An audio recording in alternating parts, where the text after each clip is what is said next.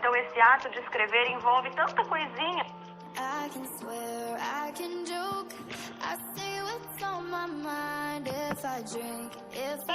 Que parece...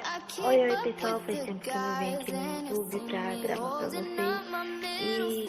pra gravar pra vocês aulas do time YouTube. E hoje eu vim gravar essa aula pra vocês, a última matéria, né? E eu vim gravar mais um pouco pra vocês verem. Já peço que deixem o like de vocês, se inscrevam no canal se você ainda não é inscrito. Se você caiu de paraquedas, seja muito bem-vindo. Eu sou a Tainá, e é isso, vamos no outro vídeo. Que nós vamos ver que não vão ser tão tristes assim, não. Comecemos pela noção de texto. Pra quem não sabe, eu sempre copio esses textinhos, tudo isso que eles passam, né? E eu vou copiar aqui e eu já volto com vocês. Então, pessoal, vou desligar a pausa aqui na aula e acompanhar, espero que assim como eu, vocês podem aprender um pouco também. Eu gosto sempre de voltar para a etimologia da palavra contexto, o que ela significa. E texto, ela vem da palavra tecido. Por quê? Se nós pensarmos no tecido, para ele ser construído, é um monte de linha, uma do lado da outra, que você vai colocando e cosendo, costurando, para se chegar lá naquele todo. Do mesmo jeito, com o texto, várias palavras que juntas, ligamos, colocamos, tem os elementos que as unem para formar aí o texto, aquilo que tem um sentido, não precisa ser algo enorme, pode ser curtinho, uma palavra às vezes pode ter um sentido, mas precisa ser entendido, se fazer entender. E aí, da mesma forma que como temos vários tecidos, temos também vários tipos de texto, vários gêneros textuais. Dentre essas tantas possibilidades que nós aprendemos no decorrer desde pequenininhos lá, narração, dissertação, dentre essas tem o texto, é o texto científico, que tem algum modelo, algumas formas para ser escrito. Começamos então.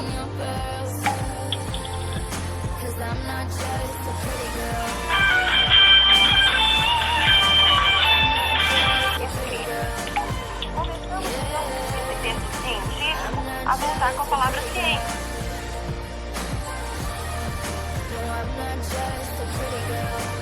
Saber, a instrução, aos conhecimentos básicos fundados em princípios certos.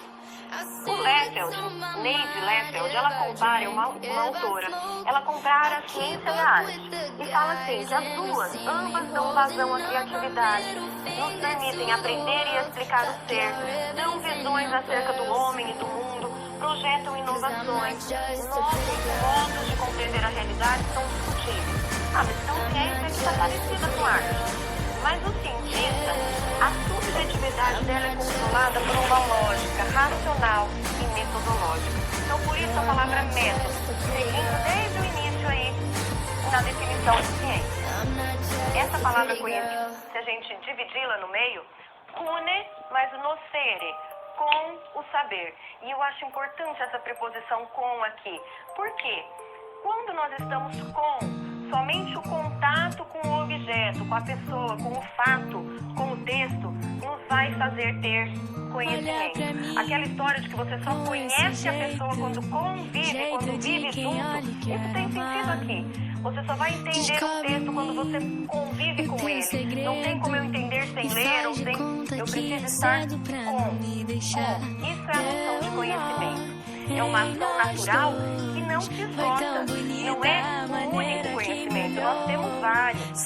Na divisão, temos o conhecimento popular, conhecimento religioso, filosófico e científico. Vamos passar rapidinho por cada um deles. O popular, ele pode...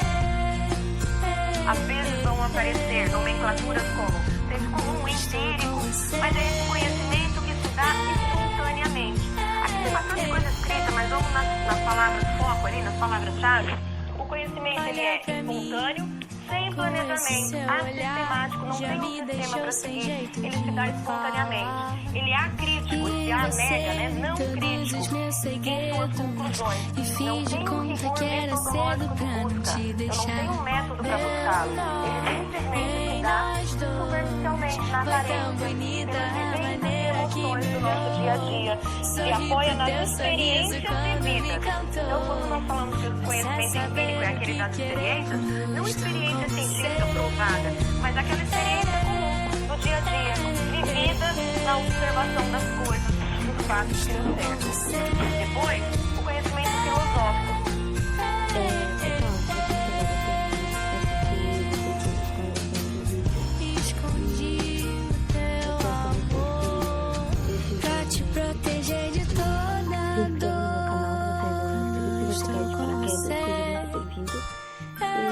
Continue assistindo o vídeo, escreva nos comentários o que você está achando. Estou com você. O Marconi, ele se dá por meio da explicação de indagações e hipóteses que não podem ser submetidas à observação ou experimentação.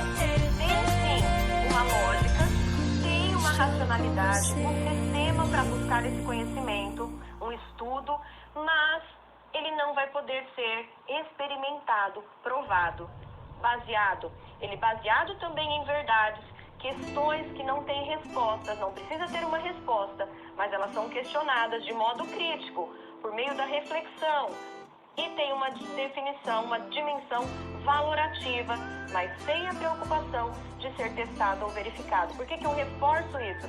Porque depois nós vamos contrapô-lo ao conhecimento científico, que tem essa necessidade de ser verificado.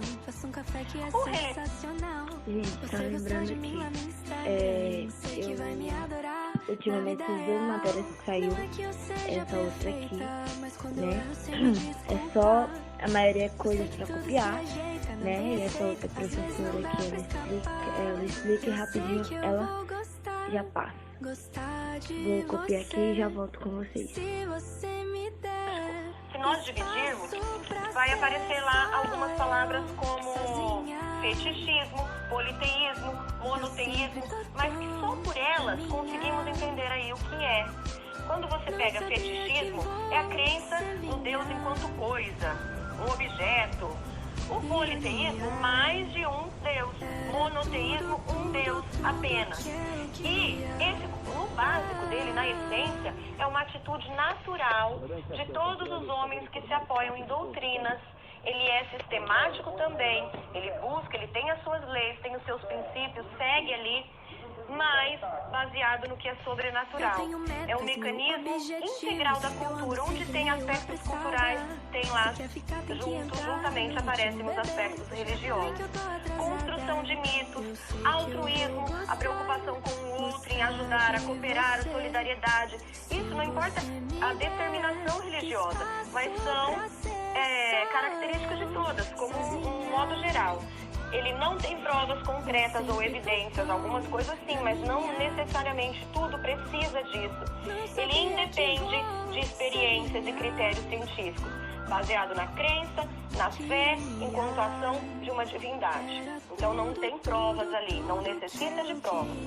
Diferente de tudo, que aí sim vamos precisar de algo real, factual, disposto no dia a dia mesmo, ele aparece também, lida com ocorrência ou fatos, com toda forma de existência, e aqui precisa se manifestar, precisa ser algo racional, sistemático, de busca, exato e verificável da realidade.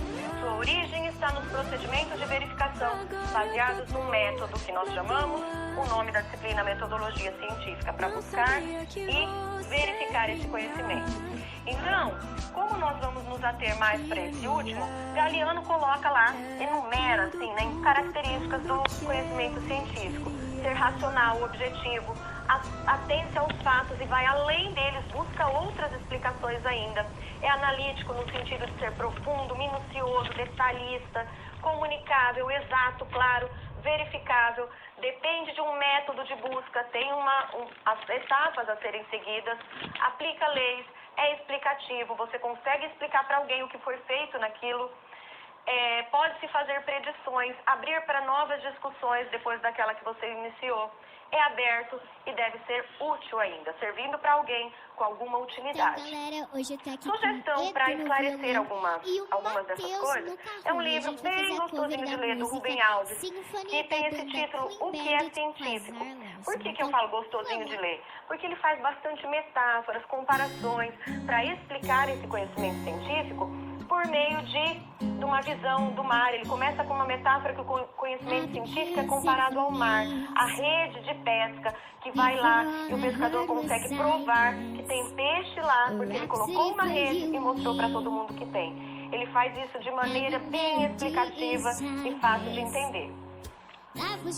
Mas, apesar de não... Pessoal, o vídeo vai ficar um pouquinho grande, porém está acabando a aula, né? E espero que vocês, se você chegou até continue assistindo. Na vida acadêmica é o conhecimento científico que é o foco. Acreditamos na política da boa vizinhança. O que é isso? Todos eles são válidos. O conhecimento religioso ele não é pior porque não dá para ser comprovado. Não tem isso. Pode ter, sim, existir um cientista voltado ao estudo da física que pode ser praticante de determinada religião, estar filiado a algum sistema filosófico, alguma crença filosófica e, em muitos aspectos da vida cotidiana, agir segundo conhecimentos provenientes do senso comum. Algo que a avó falou, que a tia fala, que ele sabe que é bom porque ele faz isso, sempre fez, sempre funcionou. Lembra da história que o boldo é bom para o estômago, quando você não está bem, e a avó vai lá e maceta e você melhora do estômago? Isso continua existindo. O chá de camomila que é calmante, ou até aqueles conhecimentos bem populares que viram até o que nós chamamos de superstição, de não deixar os chinelos virar, que a mãe morre. Tudo isso são conhecimentos que estão arraigados em nós e que não necessariamente eles deixam de existir quando você passa a considerar mais o conhecimento científico.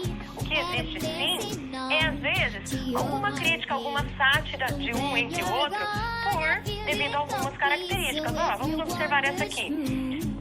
O método científico versus o método religioso. O que aconteceu aqui? Ele coloca, o cartunista, né, aquele que desenhou, coloca lá, método científico, observa o fenômeno, formula a hipótese. Será que isso acontece por isso? Depois eu testo, vamos ver, vamos provar. E aí, provei, então eu aceito a hipótese se ela for correta. Senão eu vou mostrar que ela não foi correta. No conhecimento aqui, religioso, ele já muda a feição, observa o fenômeno, pula todas as etapas e substitui por uma flecha. E aí eu tenho aqui, aceita a hipótese dogmaticamente. Foi Deus. E pronto. Então aqui tem uma crítica de que o conhecimento religioso, ele pula etapas, ele não tem provas, ele apenas aceita aquilo e atribui a alguém para não ter que ficar pesquisando, para ter sossego, né? Como se fosse uma crítica que tem, às vezes, e aparece em forma de cartoon, em forma de vários modos aí. Assim nós encerramos, então. Veja, procure, leia, dê uma olhadinha nesses tipos de exemplos de frases filosóficas que motivam a pensar, de frases religiosas, para você conseguir distinguir. Porque daqui para frente trabalharemos e conheceremos as normas que envolvem daí o conhecimento científico. Não em detrimento dos outros, mas aprofundando suas leis, suas normas, que vão te auxiliar na hora de produzir os seus trabalhos e construir a sua carreira acadêmica. Então, pessoal, essa foi mais uma aula aí para vocês acompanharem o meu estudo à distância. Um beijo e até o próximo vídeo.